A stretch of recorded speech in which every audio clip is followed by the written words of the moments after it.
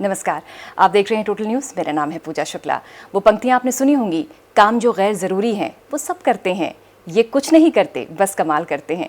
और ऐसी ही शख्सियत आज हमारे साथ हैं अनु सचदेवा। अनु, बहुत बहुत स्वागत आपका टोटल न्यूज़ में। Thank you ma'am, thanks for coming and you and your team. तो अनु सचदेवा हमारे साथ हैं बतौर शख्सियत। जानेंगे इनके कमाल के सफ़र के बारे में। शुरुआत करते हैं अपनी खास पेशकश शख्सियत।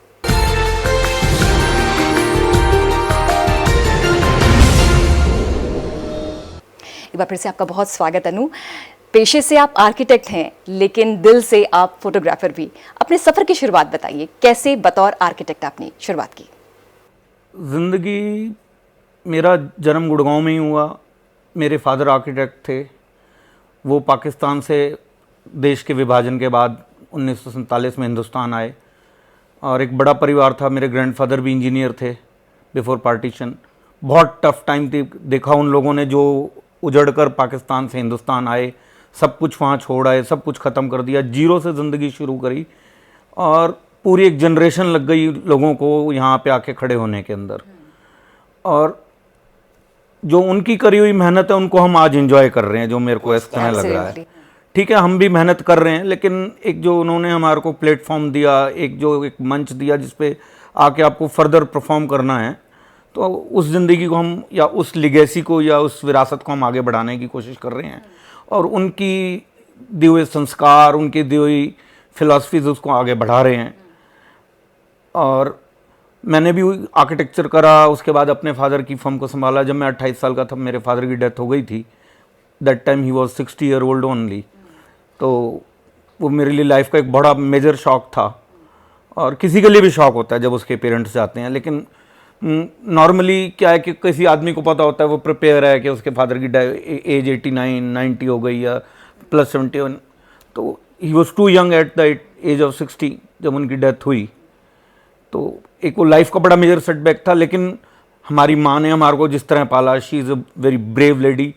She was nursing sister, retire as a principal from the nursing school of Haryana Bhiwani. तो उन्होंने बहुत अच्छी ब्रिंगिंग अप करी। पूरे परिवार का सपोर्ट था एक दूसरे को, और वो एक दूसरे के सपोर्ट ने ज़िंदगी को चलाया। और टचवुड, भगवान के आशीर्वाद से लाइफ बहुत अच्छी बीत रही है और ज़िंदगी बढ़िया चल रही है। 2 बेटे हैं। बड़ा बेटा आर्किटेक्चर से ग्रेजुएट हो गया, दूसरा बेटा आर्किटेक्चर में एंटर करा। आपने बताया नु कि आपने अपने पिता की लेगेसी को कैरी किया है, क्योंकि अक्सर हम जब देखते हैं, सुनते हैं कि कोई आदमी शून्य से शुरू करता है तो सफ़र बहुत मुश्किल होता है। लेकिन चूंकि आपके पास लेगेसी थी, आपके पिता का नाम था, आपको लगा थोड़ा आसान रहा आपके लिए सफ़र ये?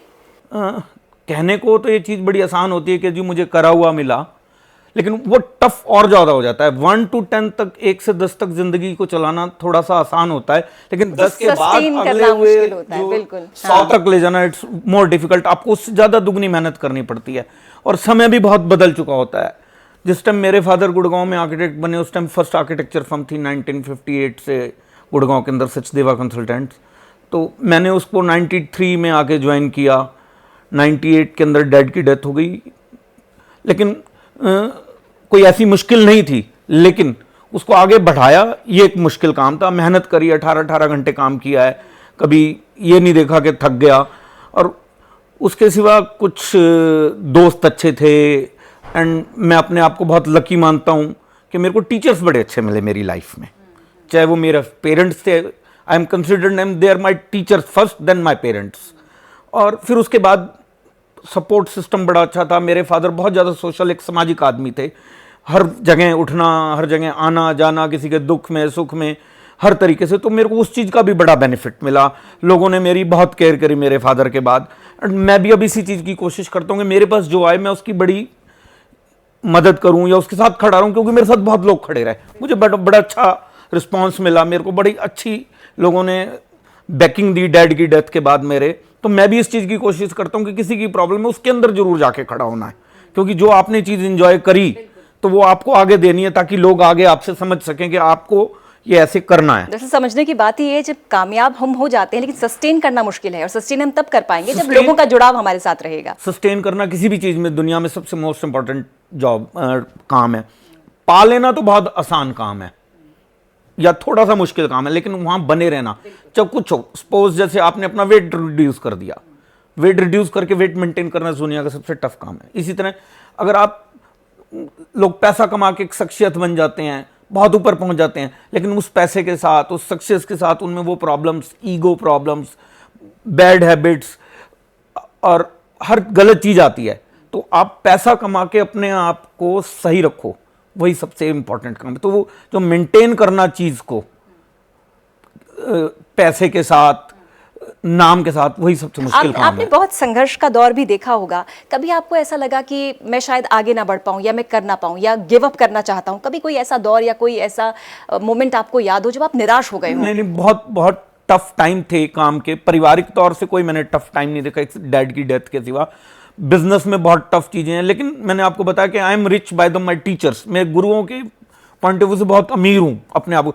मेरे को लोग सपोर्ट करने वाले, लोग मेरे को चीजें समझाने सिखाने वाले, प्रॉब्लम से कैसे निकलना है ये करने वाले बहुत थे। और फिर मेरी मदर, जो my best teacher in the world I considered, उनका इतना ज्यादा सपोर्ट रहा अपनी लाइफ में। मेरी वाइफ का बहुत सपोर्ट रहा। एक ऐसा मेजर बैकिंग सिस्टम है मेरे लिए, ये दो फीमेल्स, मेरी माँ और मेरी बीवी, जिन्होंने कभी भी मेरे को ये नहीं सोचने दिया कि पीछे क्या हो रहा है घर में। फैमिली को इन्होंने नहीं देखने दिया। इन्होंने कहा बस सिर्फ तू काम कर और अपनी लाइफ को एंजॉय कर। तो उसके लिए भी मेरे को पूरा स्पेस दिया मेरी वाइफ ने, मेरी माँ ने। मेरे को फोटोग्राफी का बहुत शौक है, for wild life photography specially. तो उसके लिए आपको ट्रेवल बहुत करना पड़ता है, बच्चे छोटे हैं। So she is taking care of that all things के तुम घूमो जो तुमने करना है, और ये उसी की वजह से है। सिमिलरली मेरी मदर ने बहुत सपोर्ट किया। कोई भी प्रॉब्लम है छोटे, वो सबसे आगे खड़ी मिलती थी मेरे को मेरी किसी भी प्रॉब्लम में। तो ये एक सपोर्ट सिस्टम तभी बनता है कि आप भी उसको सपोर्ट कर रहे होते हो। Absolutely. वन साइड सपोर्ट कभी नहीं होती। लेकिन इनका सपोर्ट 100 आउट ऑफ 100 था, मेरा 100 आउट ऑफ 10 था, बस ये फर्क था। लेकिन यही सहयोग जो है, सहयोग ने अनु को कामयाबी की सीढ़ियों पर चढ़ाया। और आज गुरुग्राम में अमूमन हम जितनी बिल्डिंग्स देखते हैं, इमारत देखते हैं, वो सब आपकी डिजाइन की हुई। नहीं, ऐसी तो नहीं है, सब तो मेरी डिजाइन करी हुई नहीं है, लेकिन मैं कहीं ना कहीं किसी ना किसी तरीके से उनमें इन्वॉल्व रहा हूं। मैं बेसिकली आर्किटेक्ट हूं, but my core job is that to approvals of projects, starting of project, due diligence of projects, सब में तो कोई इन्वॉल्व नहीं हो सकता। लेकिन हाँ, मैं काफ़ी कुछ लोगों के साथ जुड़ा हुआ हूँ। गुड़गांव के बड़ी शख्सियत से जितने डेवलपर्स हैं, किसी ना किसी तरीके से डायरेक्टली इनडायरेक्टली उनके प्रोजेक्ट्स में लिंक हूँ। पर सारा तो कुछ नहीं, कोई भी नहीं सारा जहाँ समेट सकता। एक सवाल और, जब आप किसी भी सफर पर आगे बढ़ते हैं तो एक फाइनेंशियल सपोर्ट होना बहुत जरूरी होता है, निवेश पूंजी। उसकी कभी आपको क्राइसिस महसूस हुई कि मैं इस काम को कैसे आगे ले जाऊं? जब भी जिस चीज के लिए सोचा ना, भगवान आगे खड़ा था, गुड विशेस ऑफ पेरेंट्स आगे खड़ी थी, और वो हर चीज मिलती चली गई, कड़ियां अपने आप जुड़ती चली गई। मतलब बहुत ज्यादा लड़ाई नहीं करनी पड़ी। लेकिन मैं रहा हमेशा जमीन पे। मैंने कभी ऐसा नहीं सोचा कि मेरे को एक चीज है और मैं 10 की सोचूं। मैंने एक के बाद दूसरी सोची है, दूसरे के बाद तीसरी सोची है, एक एक सीढ़ी करके ही जिंदगी में चढ़ा हूं। ऐसा नहीं हुआ कि मैं सीधा एक से सीधी 10वीं सीढ़ी पे। तो इस चीज का भी एक इंपॉर्टेंट पार्ट होता है। मैंने अपने टेन्योर ऑफ लाइफ पिछले 20-25 साल में लोगों को 1 से 1,000 रुपये कमाते देखा है, लेकिन आज वो फिर एक पे हैं। वो एक बाईपास रूट अडॉप्ट करना, पहली सीढ़ी से सीधे चौथी पे चढ़ जाना, अल्टीमेटली अब थकोगे जल्दी। जितना धीरे चलोगे उतने दूर तक जाओगे। तो इस चीज का भी ध्यान रखा। तो that's why I am on a very normal person, very normal level. तो उस फ्लो चलने की आदत जो मेरे को मेरे पेरेंट्स से मिली, मेरे टीचर्स ने समझाया कि जी पैदल चलना है, आराम से चलना है, भागोगे तो थक के बैठना पड़ेगा। तो वो लाइफ में कभी हुआ नहीं। तो सीढ़ी दर सीढ़ी चढ़ के पहुंचे जहां पहुंचे हैं। कभी ऐसा नहीं सोचा कि मेरे को बहुत ज़्यादा मिले, क्योंकि मेरी जो फिलॉसफी ऑफ लाइफ थी वो ये है कि मैं अपने लिए क्या कर रहा हूँ। मैं पैदा हुआ, मेरे माँ बाप के वजह से शादी हो गई, सब करते हैं, काम कर रहे हैं, सब करते हैं, ज़िंदगी का एक सर्कल है। लेकिन आप अपने लिए क्या कर रहे हो? तो अपने लिए भी मैंने सोचना शुरू किया। फोटोग्राफी का शौक था, उसमें घुस गया, तो उसके अंदर इतनी डेप्थ तक चला गया कि मुझे ये लगने लगा कि यही जिंदगी है। और उसी मेरे पैशन, मेरी हॉबी की वजह से आज मैं ज्यादा बेटर परफॉर्म कर पाता हूं अपने काम के अंदर। आपके इस एस्पेक्ट को हम अच्छे विस्तार से समझेंगे, लेकिन एक सवाल मेरा ये है कि अमूमन ये होता है कि हमारे माता पिता अगर किसी प्रोफेशन में हैं तो उनका दबाव होता है कि आप इसको परस्यू करो। लेकिन चूंकि आर्किटेक्चर कला से हम जोड़ सकते हैं, तो कला में रुचि के कारण आप इस क्षेत्र में आए या फिर एक लेगेसी थी तो उसको आपको कैरी फॉरवर्ड करना था? नहीं, मेरे पेरेंट्स ने मेरे को कभी प्रेशराइज नहीं किया कि मैं आर्किटेक्ट हूँ, तूने भी आर्किटेक्ट बनना है। मेरा खुद का भी शौक था, मैंने अपने फादर को काम करते देखा था, मेरे फादर के फ्रेंड्स को काम करते देखा था कि इस आर्किटेक्चर में कितनी क्रिएटिविटी है कि आप कुछ भी चाहो वो जिंदगी में कर सकते हो। और दूसरी बड़ी बात है, आर्किटेक्चर की पढ़ाई में भी उतना ही मजा है। अगर जिंदगी में सही एंजॉय करना है तो कला के क्षेत्र से जुड़ी हुई जो लाइंस हैं या जो कला से जुड़े जो क्षेत्र हैं उनके अंदर आगे बढ़ना चाहिए, क्योंकि उसको आप एंजॉय कर सकते हो। और मैं ये बताना भी चाहूंगा कि आदमी को वो काम करना चाहिए जो पसंद हो। इस देश के अंदर जो सबसे बड़ा दुर्भाग्य है, लोगों को वो काम करने पड़ते हैं जो वो प्रेशराइज्ड हैं जिसके लिए। अदरवाइज पूरी दुनिया के अंदर जो सबसे ज्यादा सम्मानित काम है वो एक टीचर का काम है। यहाँ टीचर वो बनता है जिसको कोई काम नहीं मिलता। ग्रेजुएशन करी, बीएड करी और टीचर लग जाओ, जबकि टीचर ही वो एक इंसान है, या जो टीचर ही एक वो प्रोफेशन है जो इस पूरे देश का निर्माण कर रहा है एक्चुअली में। तो अपने शौक से लोग नहीं आ रहे इस प्रोफेशन में। इस हॉबी को अडॉप्ट करने के बाद ये समझ आया कि जितने भी मैं फॉरेस्ट वाइल्ड लाइफ में जाता हूं तो फॉरेस्ट में जो भी लोग आ रहे हैं सब एक मजबूरी है, उसको कोई काम नहीं मिल रहा तो वो उसने उस काम को करा। मैं अफ्रीका ट्रेवल करता हूं, वहां ये देखता हूं कि जो लोग फॉरेस्ट के अंदर आके वाइल्ड लाइफ में काम कर रहे हैं वो लोग आ रहे हैं जिनका वो शौक था। बिल्कुल बिल्कुल। तभी आप अपने काम को एंजॉय कर सकते हो। अगर आज आप मेरा इंटरव्यू ले रही हैं मीडिया से हैं, तो मैं ये मानता हूं अगर अपने इंटरेस्ट की वजह से इस फील्ड में आई तो ही बेटर परफॉर्म कर पाएंगे। अदरवाइज क्या है कि मैं कर तो आर्किटेक्चर हूं, शौक मेरा वाइल्ड लाइफ का है, तो मेरा हर वक्त दिमाग उधर लगेगा, मैं उधर ही भाग रहा हूँ। यही पंक्तियां इसलिए कहा गया है कि जब जन्म लिया है तो जीने का शौक रखिए, सिर्फ सांस मत लीजिए। और यही शौक कुछ जुदा अंदाज में अनु लगातार अपने सफर को आगे बढ़ा रहे हैं।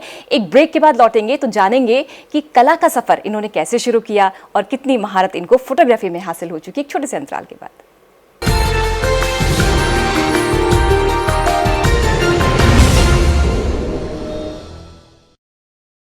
ब्रेक के बाद आपका स्वागत है। आप जुड़े हुए हैं कार्यक्रम शख्सियत में और हमारे साथ आज की शख्सियत हैं, मेहमान हैं अनु सचदेवा। वो कहते हैं कि मनुष्य होना भाग्य की बात है, लेकिन कलाकार होना सौभाग्य की बात। मानते हैं? बिल्कुल बिल्कुल बिल्कुल, मैं बहुत सौभाग्यशाली मानता हूँ। And always thanks to God and my parents कि मैं आज वो कर पा रहा हूँ जो मैं चाहता हूँ, सबसे इंपॉर्टेंट बात है। And my family, my wife, my both sons too much supportive for me to what I want to do and they are allowing me। और कलाकार नहीं, मैं अभी कलाकार तो नहीं मानता अभी अपने आप को, क्योंकि मैं काम तो आर्किटेक्चर करता हूँ, लेकिन फोटोग्राफी, ट्रैवल, कल्चरल और आर्ट फोटोग्राफी ये मेरा शौक है। वाइल्ड लाइफ फोटोग्राफी का शौक कैसे हुआ आपको? कब लगा कि मुझे इसमें जाना चाहिए?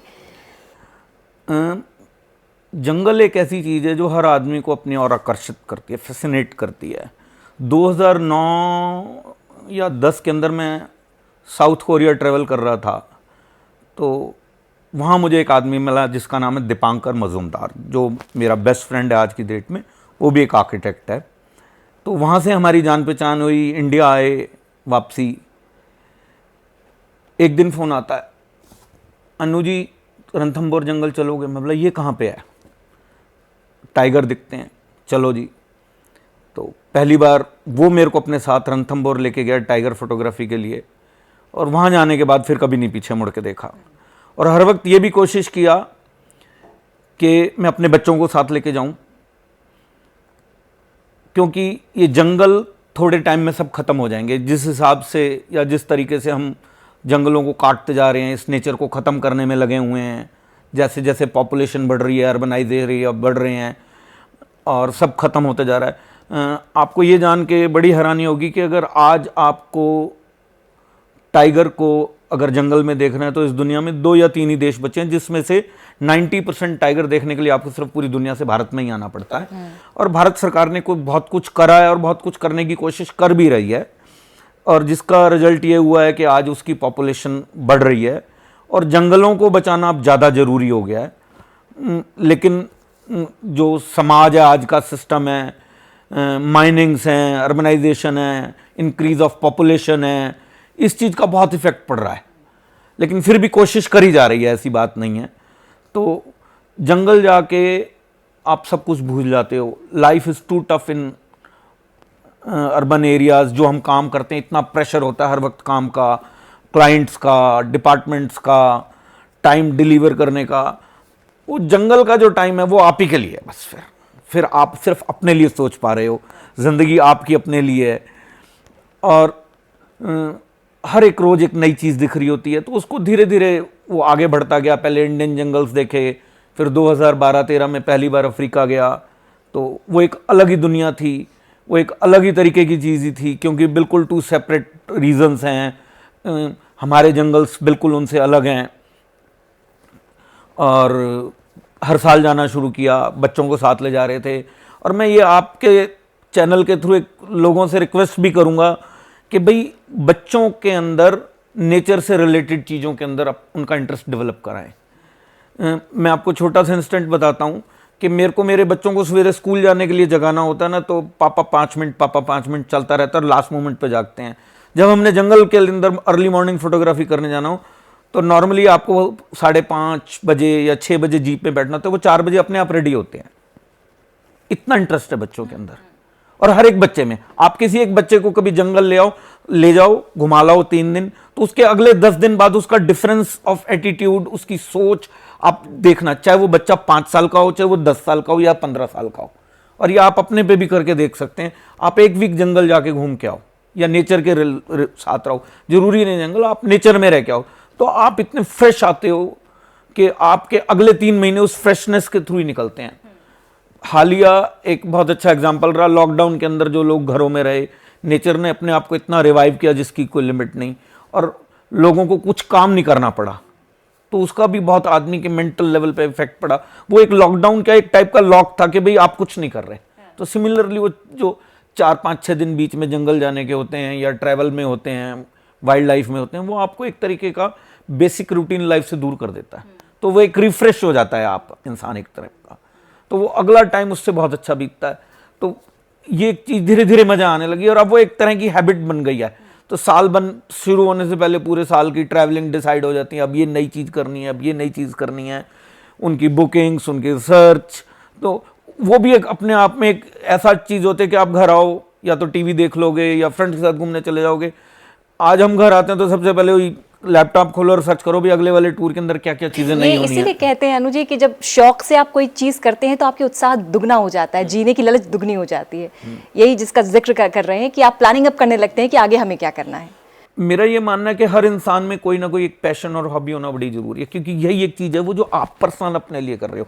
आप अपने बच्चे को भी पढ़ा रहे हो, कुछ भी कर रहे हो, आप बिजनेस कर रहे हो, आप कुछ भी कर रहे हो, वो सिर्फ एक रूटीन लाइफ है।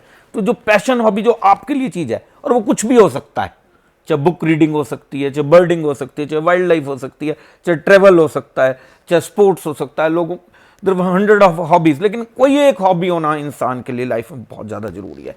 कोई आपके लिए पैशन होना जो आपके लिए है। हाँ। और जब तक वो नहीं है तब तक आप कभी भी ग्रो नहीं कर पा रहे मेंटली। मैं बहुत बार ये सोचता हूं, अगर मैं आज फोटोग्राफी ना कर रहा होता, काम तो मैं कर ही रहा होता, वो तो मेरी रिस्पॉन्सिबिलिटी है ही है, लेकिन मैं फिर कर क्या रहा होता इसके सिवा?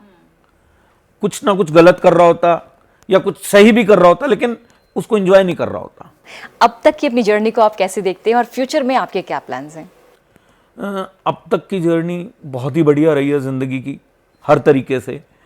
और अगर मैं जर्नी को डिफाइन करूं तो अभी भी जिंदगी में बहुत कुछ है करने को।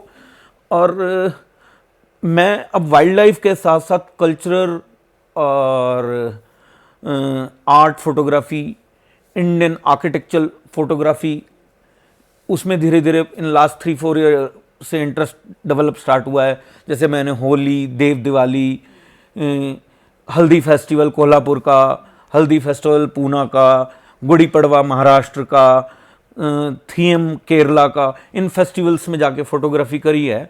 और मेरा ये मानना है कि आपको एक ज़िंदगी नहीं है पूरी हिंदुस्तान को देखने के लिए। कोई भी इंसान अगर हिंदुस्तान के कल्चर को समझना चाहे, हिंदुस्तान को समझना चाहे, हमारे कल्चर के अंदर जाके देखना चाहे क्या है, तो उसको 2 जिंदगी चाहिए। एक जिंदगी में कोई नहीं कवर कर सकता इसको।